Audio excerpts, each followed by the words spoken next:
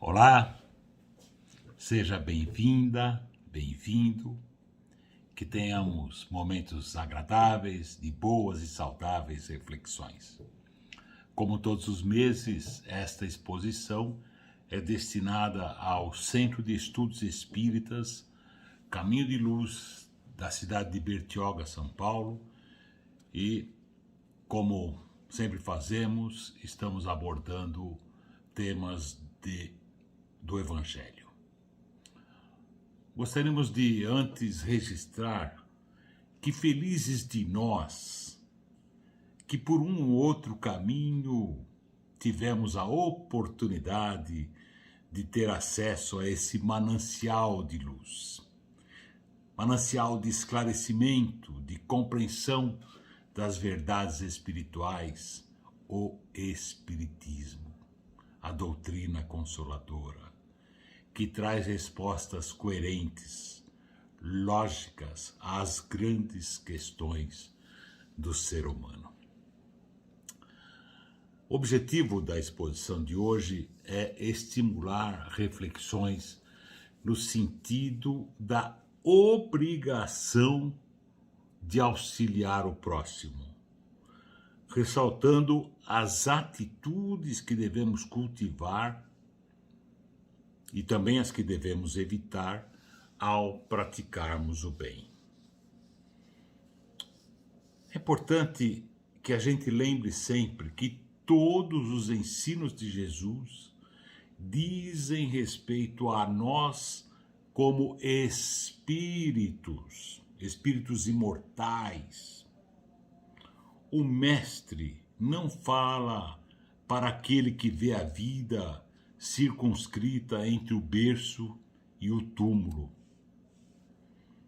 Nossa reflexão de hoje tem como base o capítulo 13 de O Evangelho segundo o Espiritismo, capítulo esse que tem por título Não saiba a vossa mão esquerda o que dê a vossa direita. Nossa fala se baseia nos itens 7 e 8 deste capítulo, que trata do tema convidar os pobres e os estropiados, dar sem esperar retribuição. Kardec traz a passagem do Evangelho de Lucas 14, em que Jesus diz àquele que o convidara. Era comum das viagens de Jesus que as pessoas, às vezes fariseus, o convidassem, ele e seus companheiros, para cear, para jantar nas suas casas. E naquele dia Jesus disse ao anfitrião: quando derdes um jantar ou uma ceia, não convideis os vossos amigos, nem os vossos irmãos, nem os vossos parentes, nem os vossos vizinhos que forem ricos, para que em seguida não vos convidem a seu turno, e assim retribuam o que de vós receberam. E o mestre continua: quando derdes um festim, convidai para ele os pobres, os estropiados, os coxos e os cegos, e sereis ditosos, por não terem eles, essas pessoas, meios de vô-lo retribuir, pois isso será retribuído na ressurreição dos justos. E uma das pessoas que se achavam à mesa, comovido com aquelas palavras, disse-lhe: feliz do que comer do pão do reino de Deus. E Kardec, no item 8, então, tece comentários sobre esse ensino de Jesus. Ele foca na expressão: quando derdes um festim, não convideis para ele os vossos amigos, mas sim os pobres e os estropiados. São palavras, de certa forma, absurdas, quando tomadas ao pé da letra. Grande parte dos ensinos de Jesus não deve se tomar ao pé da letra. Temos que buscar o espírito da letra. Onde o mestre quis chegar com aquelas colocações. Porque, nesse caso específico, não é possível que Jesus tenha pretendido que, em vez de chamarmos nossos amigos para as mesas, nossos parentes, né, que a gente só reúna-se em torno à mesa junto dos mendigos de rua. A sua linguagem de Jesus quase sempre era figurada e adequada para os homens incapazes, estamos falando de 2000 anos atrás, incapazes de apanhar os delicados matizes do seu pensamento. Precisava então servir-se de imagens fortes, que produzissem o efeito de um colorido vivo. Enfim, tinha que dar uma chacoalhada, chamar atenção, não é? O âmago do seu pensamento, nesse ensino, se revela na seguinte proposição: sereis ditosos, felizes, por não terem eles meios de vô-lo retribuir. Quer dizer que não se deve fazer o bem tendo em vista uma retribuição, mas apenas, tão só, pelo prazer de praticá-lo. Usando de uma comparação vibrante, disse Jesus: convidais para os vossos festinhos os pobres, pois sabeis que eles nada podem vos retribuir. Kardec também orienta que por festins, aqui nesse caso, não devemos entender os repastos, assim aquelas coisas que a gente come num jantar e tal, mas a participação na abundância de que desfrutamos. É a isso que o mestre se refere. Todavia, a advertência de Jesus também pode ser praticada num sentido mais literal. Quando não convidam para suas mesas apenas os que podem, como podem fazer-lhes... Quantos não convidam para suas mesas apenas os que podem, como eles dizem, fazer-lhe a honra, ou a seu turno convidá-los, retribuir? Muita gente só faz isso, né? Convida e tal, faz alguma coisa para a pessoa, mas esperando retribuição. E a maioria das pessoas só faz alguma coisa para os seus parentes, amigos mais próximos, para aquele círculo mais íntimo, só para os nossos. Mas Kardec lembra que outras pessoas, ao contrário, têm satisfação em receber, em ajudar os parentes, os amigos menos felizes. Afinal de contas, quem não conta com essas pessoas no seu círculo? Claro que sim. Todos temos contato, relações com pessoas, sejam do nosso círculo mais próximo ou não, que têm carências de toda a natureza. É uma questão de observarmos. E é exatamente essa a recomendação de Jesus. Além das relações familiares, sociais, do nosso círculo habitual, do nosso meio em geral, a gente deve estar atento às dificuldades daqueles que não nos são tão próximos no sentido da convivência, sejam eles parentes, amigos ou não. E, na medida do possível, estarmos com essas pessoas que passam por dificuldades, amparando-os naquilo que nos foi possível, né? Tanto material como moralmente. Sobre essa questão de ampararmos, de estarmos ao lado daqueles que efetivamente precisam, não somente daqueles que nos podem retribuir de alguma maneira, né? A gente lembra de um quadro, de um programa humorístico de televisão, programa esse que passava lá pelos anos 80, provavelmente muitos de vocês não vão lembrar, ou não haviam sequer encarnado, não é? Mas era um programa na TV chamado Balança Mas Não Cai.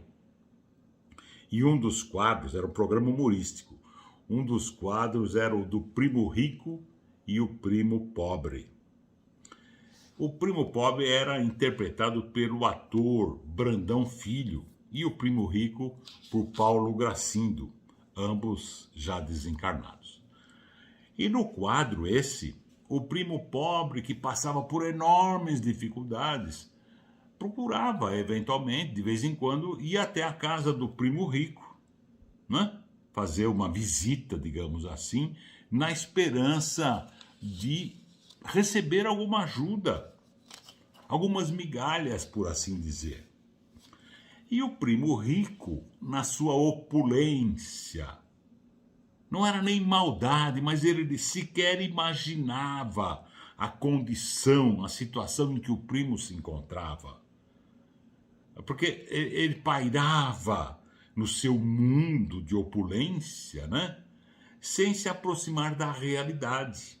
Como acontece muito hoje, muita gente vive abaixo da linha da miséria, mas a gente tem pouco contato, né? Então, aquele primo rico no quadro humorístico nem sequer imaginava a realidade em que o primo pobre vivia. E tampouco quais eram os seus sentimentos. A propósito, os moradores de rua, em geral, relatam, quando entrevistados, que a sociedade, que as pessoas agem como se eles fossem invisíveis, como se não existissem. Muitos de nós, eu já vi isso, né? Taxam essas pessoas, moradores de rua, por exemplo, como vagabundos. Falam que estão naquela situação porque querem, porque têm trabalho, se quisesse trabalhar. Já ouviram isso com certeza, né? A verdade é que a gente não tem a mínima ideia da história de vida dessas pessoas, desses nossos irmãos. Não sabemos o que os levou àquele estado. Questões familiares, emocionais, psicológicas, psiquiátricas. Não sabemos. Como a gente vai julgar, vai dizer que é vagabundo? Não é? Talvez um ou outro seja, mas a gente não pode generalizar. E fazemos, muitos adultos fazem isso junto das crianças, até mostrando, apontando, tá vendo? Olha aí, ó. Se você não sei o que, você vai ficar assim, ó, né? Vagabundo. E cria no imaginário da criança um distanciamento, um preconceito, que vai refletir mais tarde. A criança vai levar para a vida esse conceito. E aí, num dos episódios lá do programa Balança Mas Não Cai, e a gente viu o seguinte diálogo. Os dois primos conversavam e o primo pobre chamou o assunto, chamou a atenção para a questão da fome. E o primo rico dizia assim: olha aqui, primo, de uma coisa eu me orgulho. Nesta casa, na casa dele, nesta casa ninguém passa fome. E o primo pobre respondeu: mas eu estou passando. O rico então enchia o primo de esperanças. Primo, mas será por pouco tempo. Principalmente você, que é meu primo, não vai passar fome aqui na minha casa. Isso criava uma esperança no primo. Em seguida, o primo rico chamou o mordomo e disse assim, ó: leva o primo lá para fora. Aqui em casa você não passa fome, primo. Vai passar fome na sua casa. Claro que é uma imagem forte, carregada com tintas, assim, né? Mais pesadas. Mas a ideia é chamar atenção para isso. A caridade, meus irmãos, seja ela de ordem material ou moral, leva-nos a partilhar com os necessitados de todos os matizes, sejam eles ricos, pobres, miseráveis, todos têm algumas dificuldades, não é? A caridade é a gente dividir um pouco do banquete espiritual que já conseguimos alcançar.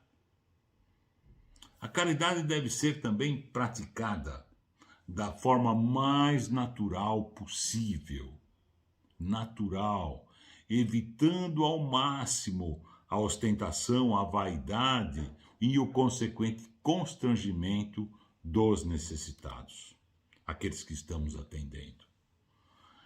Lembremos, isso é importante, gente, que muitas vezes almas luminosas habitam corpos que vivem em situação muito humilde na Terra, quando encarnados. São muitos os exemplos. Um dos que mais nos chama a atenção é o próprio Chico Xavier, espírito luminoso, espírito altamente evoluído e que encarnou numa situação bastante modesta, tanto material como questões de saúde, etc. Lembremos também que somos todos iguais em humanidade. Somos todos irmãos, filhos de Deus, e que ninguém é melhor que ninguém. São raros os que se preocupam em compartilhar suas aquisições, sejam elas de ordem financeira, intelectual, moral. Esse comportamento egoísta faz com que o homem, aquele que não olha o irmão, não é? Que não pratica o bem, a caridade, faz com que a pessoa, o homem, permaneça estacionado, evolutivamente falando, que não aproveite essa magnífica, essa bendita oportunidade encarnatória e que acabe então enterrando seus talentos. Lembremos da parábola dos talentos. Enfim, são as pessoas que não utilizam seus recursos para o seu próprio crescimento espiritual, porque o grande beneficiado com a prática da caridade somos nós mesmos. E essas pessoas que não olham para o irmão com benevolência, além de comprometer a sua própria evolução, inevitavelmente essas pessoas, que lamentavelmente ainda é uma grande parte da população, né, essas pessoas terão que retornar em futura existência física em condição de vulnerabilidade social, na condição que ele hoje chama de vagabundo, né? Porque em sentindo na pele essa dura realidade, possa mudar o seu pensamento, o seu olhar, a sua postura em relação ao próximo. Todos conhecemos o ditado, a frase, não é? Quando não é pelo amor, é pela dor, não há a menor dúvida, é da lei. Então queremos deixar registrado que todo serviço no bem deve ser feito sem esperar recompensas nem retribuições. Façamos o bem pelo bem. Afinal de contas, não é do bem que precisamos todos? Então é nele que a gente deve investir. Ou seja, fazer aos outros o que queremos que eles façam conosco. E para a gente ir concluindo, é da lei de fraternidade, de solidariedade, que os que podem nesta vida auxiliem os que não podem ou os que não têm. Quem sabe, ensine a quem não sabe. Que o maior ampare o menor. Que o forte proteja o fraco. Necessitamos, acreditem nisso, necessitamos uns dos outros. A caridade é o amor em ação. E assim, caminhemos juntos para que pela doação, pela reciprocidade espiritual, colaboremos, criemos condições para juntos compor, construir a sociedade que todos almejamos. A sociedade onde reine o bem, a harmonia e a paz. Onde, enfim, se instale o reino de Deus. Obrigado pela companhia, que Deus abençoe, paz e luz a todos.